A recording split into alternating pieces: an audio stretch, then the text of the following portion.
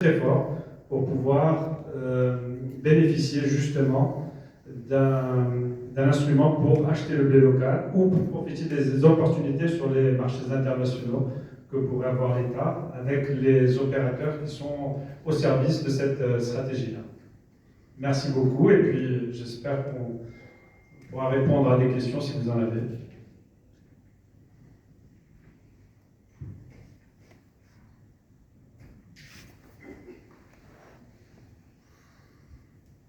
Alors, j'ai une question. Dans votre réflexion sur le stock stratégique, si on veut raisonner en termes d'horizon de consommation, vous l'évaluez à combien? C'est 3, 6, 9, 12 mois. Et auquel cas, est-ce qu'on a des capacités logistiques aujourd'hui qui peuvent absorber, quel que soit le choix, soit 3, 8, 9? Merci beaucoup. On n'a pas répondu volontairement à cette question parce qu'on pense que c'est la prérogative de l'État de poser des chiffres. On parle communément de 6 mois. Et pour dépasser une crise, il faut entre 3 et 6 mois pour dépasser une crise. Donc le stock stratégique, il doit nous permettre de dépasser une crise. Donc en dessous de 3 mois, ça nous semble peu pertinent. Au-dessous de 6 mois, il y a des questions de coûts qui vont se poser et d'infrastructures. Pour les infrastructures logistiques, elles ne sont pas encore en place. Il faut les mettre en place. Et Hassan vous a parlé des silos de stockage à construire. Il y a tout un programme à construire et on est prêt à le faire. Les opérateurs privés, ils ont déjà des instruments des silos de stockage, etc. Mais il faut en construire plus et dans des régions plus adaptées. Voilà, merci. Bonjour. En tout cas, merci pour cette journée, pour un risque qui est très intéressant, que ce soit le matin ou l'après-midi. Alors, concernant le stock stratégique, vous savez que c'est le même concept, c'est la même demande par rapport aux huiles oléagineuses. Donc, finalement, ce que vous allez faire risque d'être, dupliqué pour les huiles. Est-ce que c'est vrai? Ça, c'est la question à Hicham qui connaît un petit peu les huiles. Sachant que la différence entre peut-être les blés et les huiles, c'est que les opérateurs sont peu nombreux pour les huiles. On parle de 6 opérateurs, 7 opérateurs, et une concentration dans les régions. Et puis il y a une matière première, c'est-à-dire des huiles brutes stockées, et aussi un produit fini qui sera stocké dans les régions. Et que de toutes les façons, globalement, il y a grosso modo 1 mois de brut et 15 jours de produits finis qui risquent de poser problème. C'est vrai qu'en ce moment, et comme les opérateurs assurent une régularité de stockage, qu'on retrouve le produit, la question n'est pas. Mais c'était posé à maintes reprises, d'une manière forte, et toutes les questions qui étaient posées, on les a posées. Merci parce qu'il y a pas mal de réponses dans ces questions-là. Qui va financer, qui va... toutes ces réponses-là, en tout cas, merci. Et est-ce qu'il y a cette similitude, Sige? En fait, effectivement, déjà au niveau des céréales, on parle globalement de blé tendre, blé dur, orge, maïs. Ça ne sert à rien de stocker du maïs s'il n'y a pas de tourteau, parce qu'à la base, le maïs, il est fait pour l'alimentation animale, donc on va parler du tourteau. Mais on parle aussi du pétrole, des produits pétroliers sensibles, et autres. Alors, je mettrai 2 catégories. En fait, la différence entre le blé tendre et tous ces produits qu'il faut aborder rapidement, c'est que le blé tendre, malgré tout, il bénéficie d'un buffer de l'État. C'est-à-dire qu'aujourd'hui, le prix du blé tendre, le choc externe, il est amorti par des systèmes étatiques pour converger vers 270. Et donc, ce risque de stock, c'est pour ça que j'ai dit quand on manque d'algorithme, il n'y a pas de coût additionnel pour l'État. Je ne peux pas dire la même chose du maïs. Et je ne peux pas dire la même chose du soja. C'est-à-dire que c'est le même schéma. Aujourd'hui, les opérateurs sur les huiles sont aussi bien outillés que sur le blé. Ils importent aussi bien, ils sont aussi présents sur les marchés, ils couvrent leurs risques. Je veux dire, globalement, vous avez le même ADN. Et donc l'État ne peut reposer que sur le privé. Mais aussi, si l'État ne repose pas le privé, ça serait un gros marche arrière que personne n'a envie de faire. C'est-à-dire on va revenir à l'État qui détient de la marchandise. Et ce n'est pas le but. Maintenant, le seul point, c'est que l'exercice sur des produits autres que le blé tendre va devoir être accompagné en gestion de risque beaucoup plus active. Alors, je peux aussi dire que sur l'huile de soja, le maïs, le tourteau, je peux stocker que de la prime physique. Tout à l'heure, Youssef, il a dit, globalement, dans son algorithme de VAR, il dit, c'est le futur qui pose problème. Le FOB et le fret, quand ça bouge, on peut assumer. Et donc, ça veut dire quoi? Ça veut dire qu'il faut rajouter un mécanisme qui dit que quand je stocke, en fait, je le garde au prix du marché et quelque part, je garde que la logistique. Je stocke la logistique. Mais le futur, il est ouvert. Mais ça veut dire déjà, il y a un mécanisme. Et ça veut dire déjà, il faut introduire un élément de plus par rapport à ça. Alors, c'est pas complexe, mais il faut introduire un élément de plus pour dire, en fait, on a stocké que de la prime physique et le fret, et le futur sera fixé ultérieurement. Après, à quelles conditions, par qui, et ainsi de suite. Mais ce n'est pas complexe, ce n'est pas infaisable. Mais comme tu as dit, Assi Mohamed, je pense que dans la réflexion de la FNCL, il y a des bases extrêmement intéressantes qui peuvent se dupliquer facilement à tous les marchés cotés. Le gros débat arrivera quand on va parler de blé dur. Là, c'est un autre débat. C'est déjà très volatile et effectivement, c'est du flat.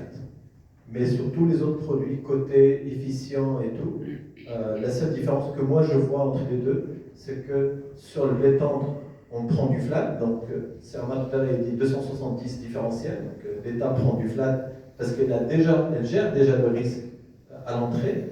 Et sur les autres produits, je parle sous contrôle de tous ces messieurs qui sont très experts dans ces domaines. Le plus pertinent, c'est de stocker du FOB et du fret et laisser le futur au remplacement.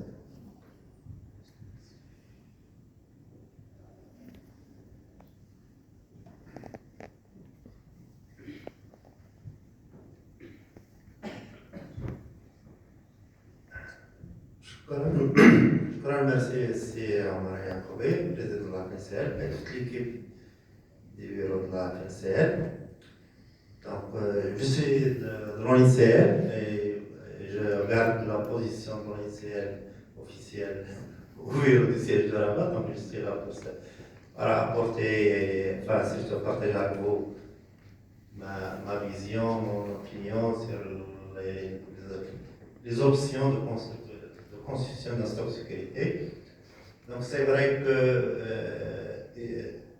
l'ONICL en tant qu'organisme chargé de la régulation du marché des céréales a eu plusieurs réunions avec l'NCL et même du coup, surtout la crise comme vous l'avez rappelé, il a vu que la nécessité, même l'État, il est conscient de mener des réflexions, la constitution, non pas uniquement sur les céréales, mais comme il est venu par le discours royal sur considérer les produits stratégiques. Aussi, nous avons un avantage sur le plan réglementaire, c'est que la loi régissant l'ONICL 14 prévoit, elle impose l'obligation de constitution parce qu'il y a des dispositions réglementaires. Toutefois, pour juste faire un petit peu le cadre réglementaire et juridique de la constitution de sécurité, surtout pour les clés, surtout les banques qui est considéré la première céréale consommée en Europe. Mais ce que j'ai vu ici, je voudrais poser une question. Bon. Mais avant cette question, je rappelle quand même que l'ONICL avait essayé, il a eu l'idée de concertation à l'NCL de conscience stratégique de 3 mois.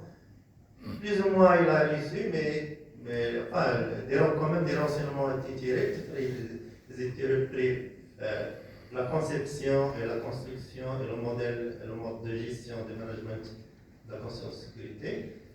Donc, en quelque sorte, je vois à travers ce qui nous était présenté, nous avons vu depuis ce matin, du risque. Surtout la grande question, c'est la sortie du prix après constitution, stockage d'une période, soit 3 mois, 6 mois. Qui va garantir le prix de sortie? C'est la grande question qui est posée. Je vois qu'elle est supportée presque en totalité par l'État.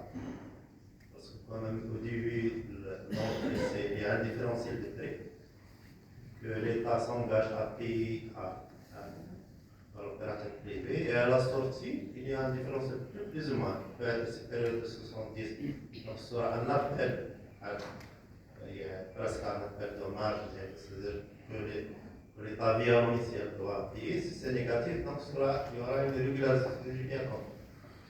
Donc finalement, les opérateurs privés, ceux qui se portent, même leurs infrastructures de stockage, sortent fait l'objet quand même d'indemnisation via le prix de magasin. Le magasin qui était présenté calculé prend en compte quand même les frais de location, tous les frais de lui-même, y compris les frais de sauvegarde, de préservation de la qualité des locaux. Je ne sais pas, est-ce que peut-être est-ce qu'il y a possibilité d'autres options que les risques au moins puissent être partagés entre l'État et les opérateurs privés? Ça, ma question finale est merci. Merci Sichili. Effectivement, on travaille en étroite collaboration avec toutes les équipes de l'UNIC, à qui on a présenté ces études, et puis avec qui on avance. Effectivement, on a eu des expériences qui n'ont pas été très concluantes sur le stock de sécurité, justement parce que le risque prix, il n'a pas été pris en compte, et donc il a été laissé à la charge de l'opérateur. Donc pour nous, un stock stratégique ne peut pas être porté par les opérateurs privés. C'est une prérogative régalienne de l'État d'assurer la disponibilité. Nous pouvons assurer les variations de prix, les volatilités, mais nous ne pouvons pas assurer des risques aussi importants que cela. Et donc pour nous, c'est l'État. Mais dans le cadre de ce programme de stock stratégique, l'État bénéficie de la montée des prix, et donc va gagner, donc quand elle va avoir un stock stratégique qui va être constitué d'une quantité et que les prix vont monter, donc à la sortie, l'État va engranger des bénéfices, et ensuite, quand les prix vont baisser, eh bien, l'État va devoir payer. Mais le risque, pour nous, doit être assumé par l'État. Et si on suit ça sur une période assez longue, comme l'a dit Hicham, normalement, le coût final de stockage par l'État, c'est uniquement le coût du stockage. Donc le risque s'annule entre les montées et les descentes. Mais le risque, il est trop important pour être supporté par des opérateurs privés.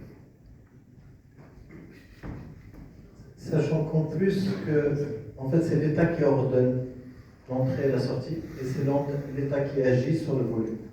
Et donc à partir de là, la capacité de réduire le risque, elle est extrêmement forte si c'est piloté correctement. C'est-à-dire que schématiquement, le marché, alors je parle sous le contrôle de tout le monde, mais le prix du blé au Maroc, à 90%, il est entre 250 et 260 et 275.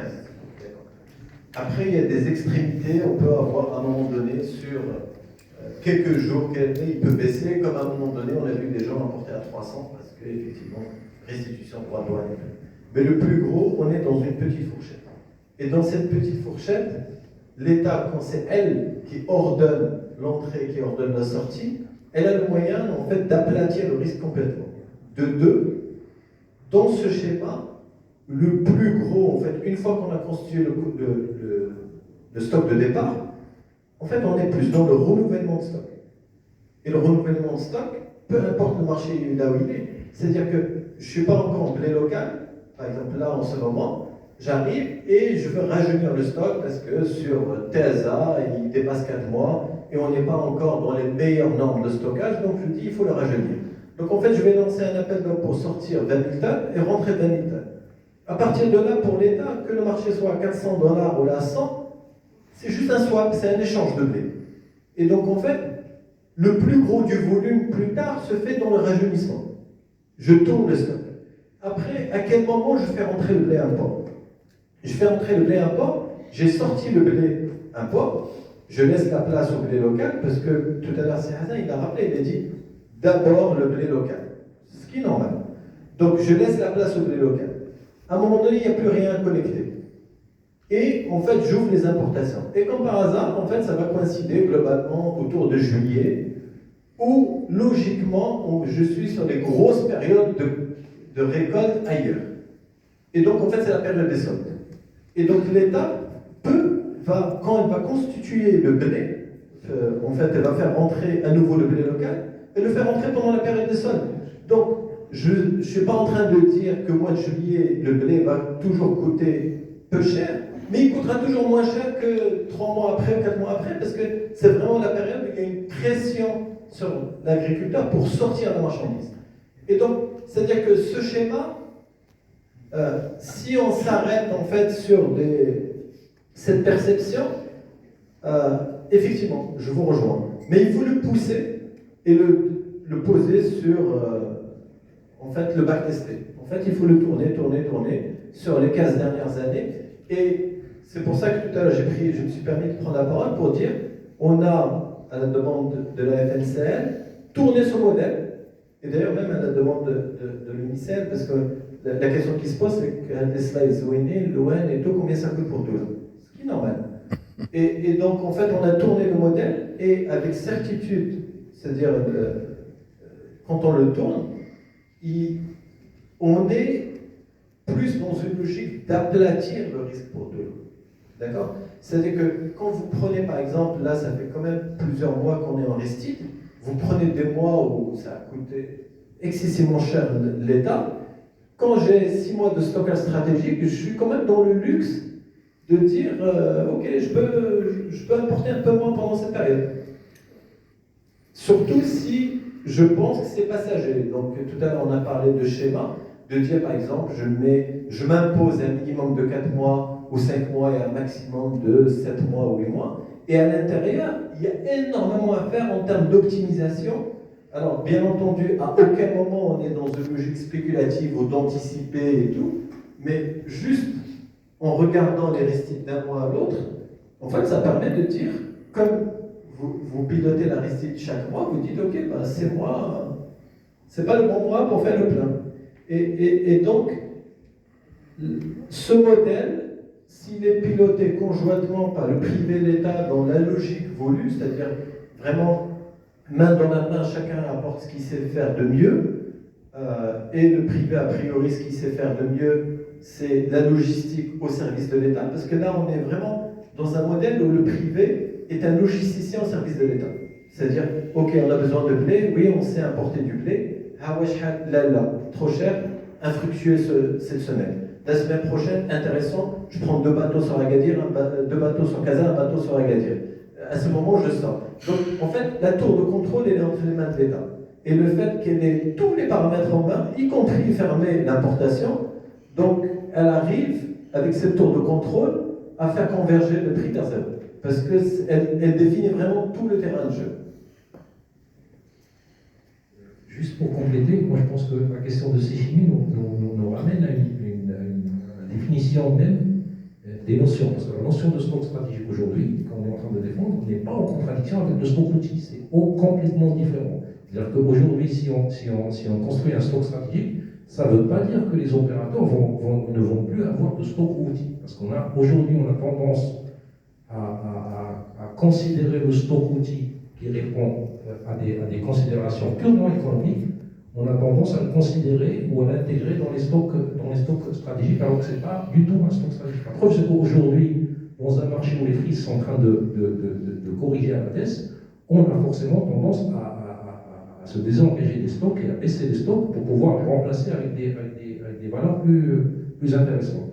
Ce qui est, dans un contexte où on a un stock stratégique, n'est pas forcément l'attitude à avoir. C'est-à-dire qu'aujourd'hui, l'opérateur va continuer à supporter les risques inhérents à son stock outil. Mais il n'est pas, je pense, il n'est pas de son rôle de supporter les risques inhérents à un stock stratégique qui, en plus, qui vient... C'est une strate supérieure par rapport au stock outil. C'est-à-dire que c'est un stock supplémentaire qui va venir en plus des stocks qui sont disponibles chez les opérateurs qui répondent aux exigences économiques de l'opérateur. Merci.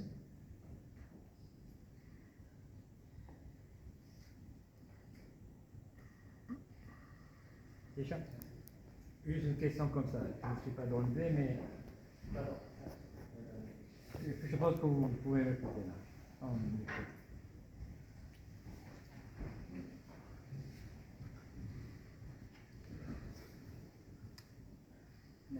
Merci.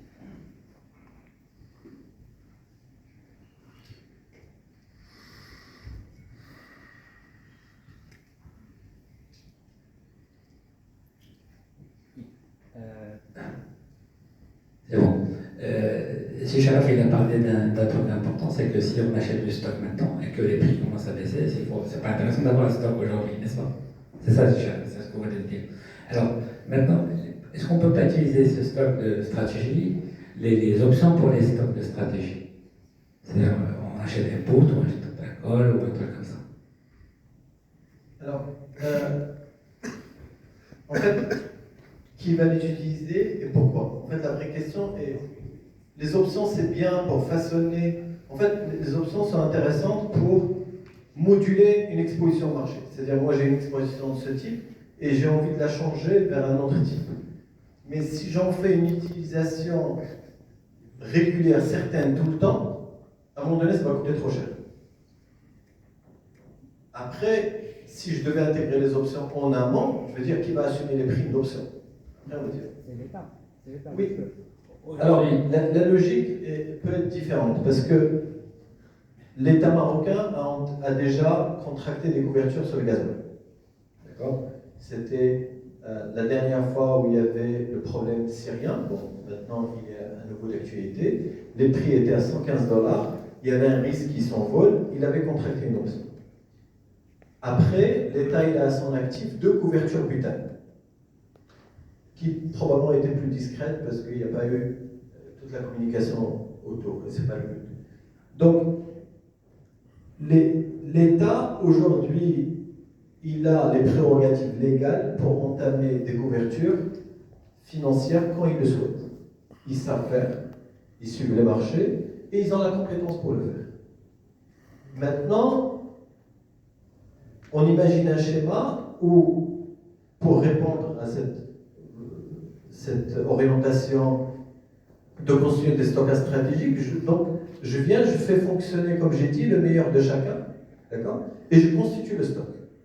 Rien n'empêche que si demain le blé s'écroule, mais c'est quelque chose en parallèle, c'est-à-dire ils peuvent aller le faire sur le physique, sur le papier, l'instrument. Rien n'empêche que demain le blé s'écroule et l'État dit en fait j'ai envie d'engager des options, même pourquoi? J'ai envie d'acheter. Je vais faire des contrats futurs, je vais fixer les contrats futurs. Et en fait, elle va le faire indépendamment des stocks stratégiques, parce que les stocks stratégiques sont une orientation volume.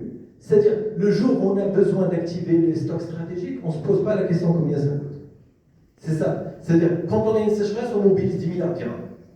Quand on a, je veux dire, c'est ce qu'on vit malheureusement depuis quelques années, et vous regardez ces appels d'offres sur l'aliment, l'orge, et ainsi de suite, on est, certes, il y a un calcul, certes, il y a une optimisation, certes, les mécanismes sont discutés pour optimiser au maximum le denier public, mais l'orientation globale, c'est, on a des priorités, on avance dessus.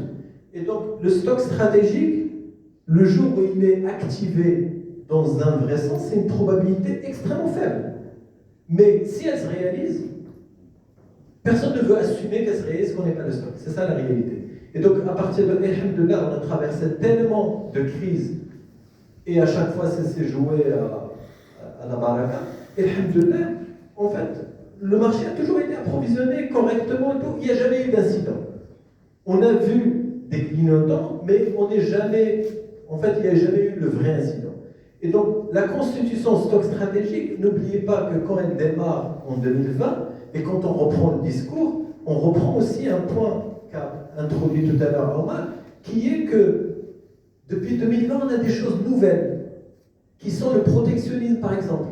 C'est-à-dire, depuis 2020, on est sur le tarmac en Chine, avec des masques destinés à la France, et que les États-Unis leur font changer de destination pour les emmener. Et tu te dis, mais ça n'existait pas avant, c'est-à-dire on ne va pas jusque-là. Depuis 2020, on a des pays qui font, sauf qui peut. Un gros pays producteur qui dit non, et donc en fait, cette montée de protectionnisme et à côté la panique en fait des acheteurs fait qu'il faut des véhicules nouveaux. Et donc jusque-là, on considérait que notre stock stratégique finalement il est à Rouen. Pourquoi on se pose une question? En 6 jours, on peut ramener autant de blé qu'on veut, même quand il y a une mauvaise récolte, même libre à école. C'est-à-dire que j'ai une décarte, j'ai blé d'affaires métiers, mais il y a un changement depuis 2020 et il faut s'adapter à son changement.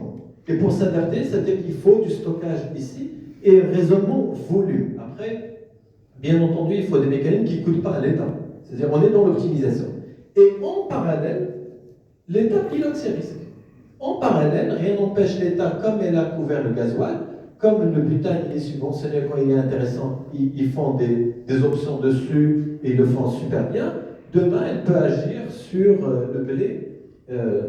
Je veux dire, et c'est même plus facile que sur le butane, parce que le butane, en fait, c'est complexe d'aller chercher de liquidité. Le blé, il se couvre hyper facilement. Mais je vais dans ton sens, juste que, en fait, c'est deux choses parallèles. C'est-à-dire que, et d'ailleurs, même ceux qui couvrent ne devraient pas être ceux qui ont vocation à assurer l'approvisionnement. L'ONICN a une vocation à la régulation, à l'approvisionnement. C'est-à-dire eux, quand le blé est collecté correctement et quand le marché est approvisionné correctement, leur mission elle est accomplie.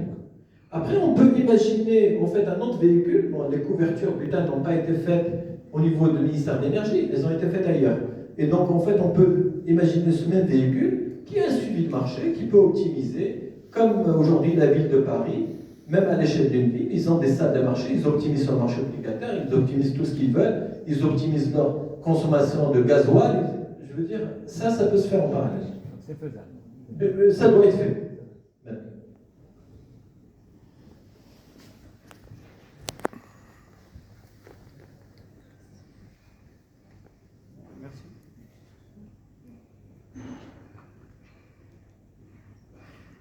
Je réagis par rapport au coût de stockage qui sera supporté par l'État.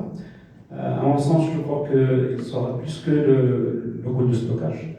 Parce que si on donne une portée plus large à ce stock de stockage pour justement valoriser la production nationale ou de mettre à niveau l'infrastructure de stockage existante, je crois qu'il y a d'autres coûts que l'État doit supporter, notamment la mise à niveau de l'infrastructure actuelle, parce que justement dimensionner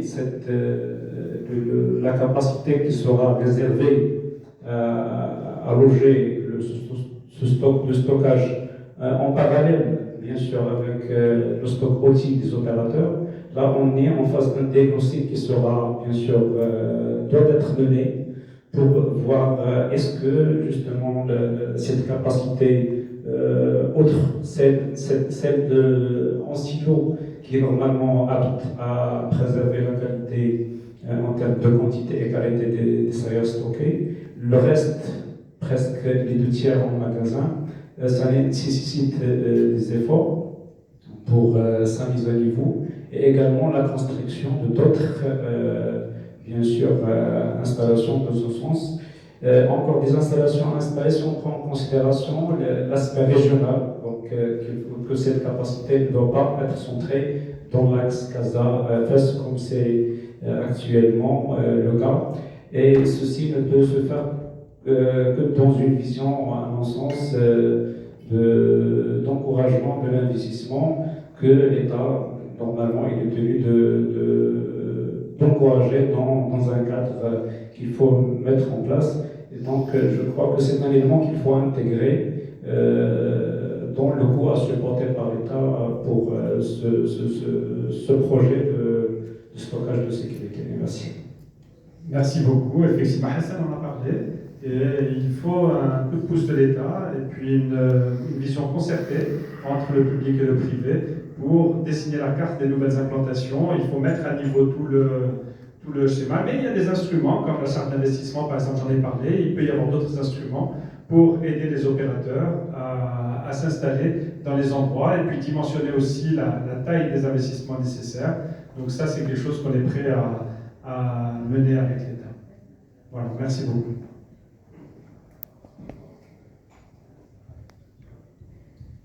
Eh ben, merci beaucoup pour votre attention. Donc, on a fait un premier élément de réflexion. On espère pouvoir pousser cette réflexion un peu plus loin. Pour nous, il faut démarrer petit et puis faire grandir petit à petit ce stock et puis le mettre à niveau et puis le tester en conditions réelles. Donc voilà, on est à la disposition pour continuer à travailler avec l'État, avec le NICL et avec les autres partenaires. Merci beaucoup de votre attention.